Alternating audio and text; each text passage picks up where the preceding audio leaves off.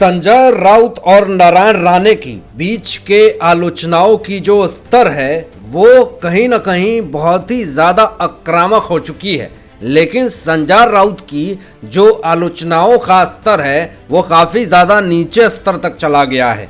लेकिन अब इन सब चीज़ों में नीलेश राणे जी का बहुत बड़ा बयान आ गया है और बॉम्बे हाई कोर्ट का जमानत रद्द को लेकर के ईडी के तरफ से जो याचिका डाली गई थी बॉम्बे हाई कोर्ट में, उस पे बड़ा फैसला आ गया है संजय राउत पे। तो आपको बताएंगे जिसको सुन करके आपके ज़मीन तले पाँव जो है वो खिसक जाएगी।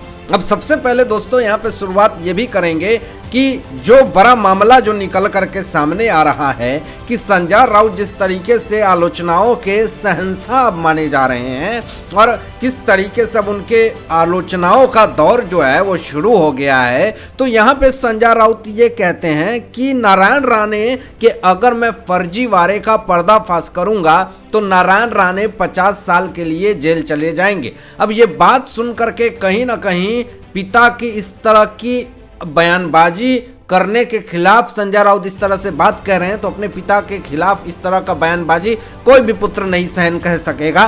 तो नीलेश राणे जी ट्विटर पे साफ तौर पे ये कहते हैं कि संजय राउत को लगता है कि उनके ही भाषा में समझाना पड़ेगा। तो यहाँ पे नीलेश राणे जी ने साफ तौर पे ये कहा कि संजय राउत जिस दिन तुम मुझे मिल गए तुम्हें लात से पीटूंगा, इतना मारूंगा कि तुम्हारे दिमाग जो हैं वो ठिकाने पे आ जाएंगे। तो नीलेश राणे जी के इस आक्रामकता के बाद तो पूरी तरीके से थर थर कांप रहे हैं संजय राउत। अब आपको बताएं दोस्तों कि यहाँ पे नीलेश राणे जी ये भी कहते हैं कि संजय राउत का अगर फर्जीवाड़ा मैं खोलने लगूं तो संजय राउत जो है वो आजीवन जेल चला जाएगा, 50 साल से ज़्यादा वो जेल के अंदर सड़ता रहेगा। तो नीलेश राणे जी ने साफ तौर पे ये बयान दे करके संजय राउत को पूरी तरीके से लताड़ दिया है। अब आपको दोस्तों यहाँ पे ये भी बता दें कि जो बड़ा मामला है कि कुछ दिन पहले ही देवेंद्र फडणवीस जी ने भी काफ़ी ज़्यादा आलोचना की थी संजय राउत की, उनकी आक्रामकता को लेकर के। और नारायण राणे जी ने भी ये बड़ी बात कही थी कि अगर संजय राउत का अगर मैं पोल पट्टी खोलने लगा और उद्धव ठाकरे को अगर मैं बता दिया रश्मि ठाकरे के बयान किस तरीके से वो कहता था मुझे और किस तरीके से शिकायत करता था संजय राउत, अगर ये तमाम चीज़ें उद्धव ठाकरे को बता दिए तो उद्धव ठाकरे जो हैं वो संजय राउत को चप्पल से मारेंगे, जूते से मारेंगे। तो इस तरह की बयान जो है वो नारायण राणे जी ने दे रखी है। लेकिन दोस्तों यहाँ पे आपको बता दें कि यहाँ पे नीलेश राणे जी ने भी साफ तौर पे ये कह दिया है कि उद्धव ठाकरे को ये समझने की काफ़ी ज़्यादा ज़रूरत है। शिवसेना तो पूरी तरीके से ख़त्म कर दिए, तबाह कर दिए, अब और क्या ख़त्म करवाना चाहते हैं उद्धव ठाकरे। आँख खोल करके सुने और समझें, सारे विधायक जो हैं वो नाखुश हैं संजय राउत से। और संजय राउत जिस तरीके से आलोचनाएं करते हैं, जिस तरीके से वाद विवाद करते हैं, जिस तरीके से प्रतिक्रियाएं देते हैं, ये कहीं ना कहीं अपने आप में बहुत ही ज़्यादा असंतोषजनक हैं। और उद्धव ठाकरे को ये समझने की ज़रूरत है। अगर वो नहीं समझते हैं तो उनकी ही इसमें समस्याएं बढ़ेगी और कुछ नहीं जाएगा। तो ये बड़ा बयान दे करके कहीं ना कहीं उद्धव ठाकरे को भी सचेत कर दिया है नीलेश राणे जी ने।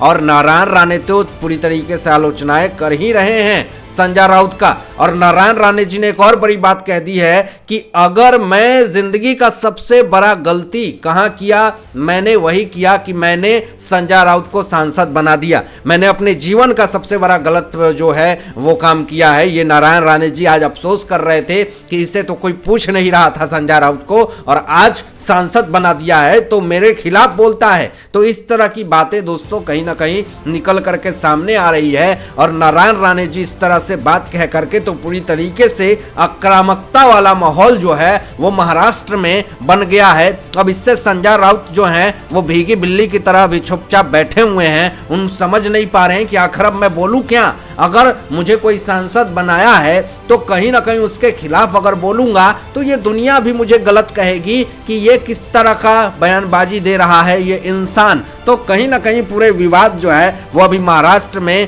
पूरी तरीके से चल रही है। लेकिन दोस्तों आगे आपको बता दें यहाँ पे कि महाराष्ट्र में जब महाविकास आघाड़ी की सरकार थी किस तरीके से बड़े बड़े इन्वेस्टर जो हैं वो महाराष्ट्र से भाग करके दूसरे राज्य में अपना प्रोडक्ट, अपना पैकेज, अपना प्लान जो है वो लेकर के दूसरे राज्य में इन्वेस्ट करते थे।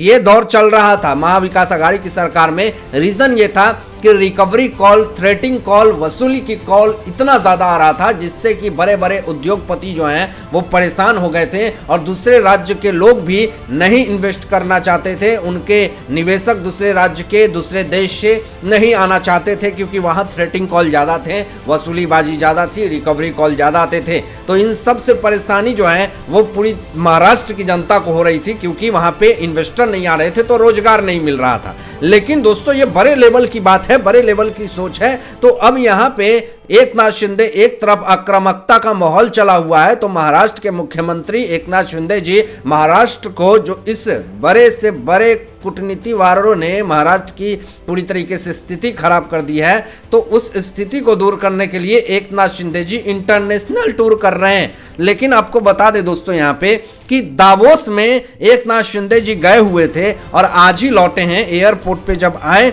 तो उनसे सवाल पूछा गया कि आप दावोस गए तो वहाँ पे इंटरनेशनल जो सम्मेलन था उसमें क्या हुआ। तो यहाँ पे दावोस जाने के बाद एकनाथ शिंदे जी ने साफ तौर पे कहा कि वहाँ तो मैं गया, वहाँ पे पूरे देश से पीएम, बड़े बड़े लीडर वो सब आए हुए थे और कहीं ना कहीं हमने इंटरनेशनल पैकेज को तौर पे दावोस जब गया तो 1.37 लाख करोड़ रुपए जो है इन्वेस्ट करने के लिए इन्वेस्टर जो हैं वो महाराष्ट्र में तैयार हैं। इससे 1 लाख से ज़्यादा लोगों को रोजगार मिलेगा। ये बात कह करके एकनाथ शिंदे जी ने दिल खुश कर दिया महाराष्ट्र की जनता का। और इधर देवेंद्र फडणवीस जी ने ये भी बात कही थी कि पुणे के दौरे पे वो थे तो उन्होंने कहा था कि 6000 करोड़ रुपए एक बिजनेसमैन महाराष्ट्र में इन्वेस्ट करना चाहता था 1 साल पहले, लेकिन इतना उनको रिकवरी कॉल आने लगे, इतना थ्रेटिंग कॉल आने लगे, इतना वसूलीकार उनसे कॉल पे बात करने लगे कि वो इंसान, वो बिजनेसमैन 6000 करोड़ रुपया इन्वेस्ट महाराष्ट्र में ना करके वो कर्नाटक में किया। तो 1 साल पहले किसकी सत्ता थी, कौन महावसूली सरकार चल रही थी, ये सब चीज आप जानते हैं। तो कहीं ना कहीं 1.37 लाख करोड़ रुपए इन्वेस्ट करने के लिए दावोस से ये एकनाथ शिंदे जी ने अग्री करवा लिया और कहीं ना कहीं महाराष्ट्र की जनता के लिए एक बहुत बड़ा शुभ अवसर है और 1 लाख से ज्यादा रोजगार मिलेंगे। तो इससे कहीं ना कहीं बहुत ही खुशी की लहर जो है वो दौड़ रही है महाराष्ट्र में। दोस्तों यहाँ पे एकनाथ शिंदे जी ये भी कहें कि जब मैं दावोस में था तो मोदी जी का पूरी तरीके से वहां पे बोलबाला है। मोदी जी को लोग काफी ज्यादा जो है वो मानते हैं, दुनिया में उनका मोदी का ही छाप पड़ा हुआ है। तो बीजेपी और मोदी का एक इमेज देश में बहुत ज़्यादा अच्छा है, इसलिए इन्वेस्टर जो हैं वो महाराष्ट्र में, इंडिया में जो है इन्वेस्ट करना चाहते हैं। और इससे कहीं ना कहीं काफ़ी ज़्यादा बौखलाहट जो है वो संजय राउत को हो रही है। और कल जो है बीकेसी मैदान में मोदी जी का दौरा है जहां पे आपको बताएं दोस्तों कि 1.5 लाख से ज़्यादा लोग आएंगे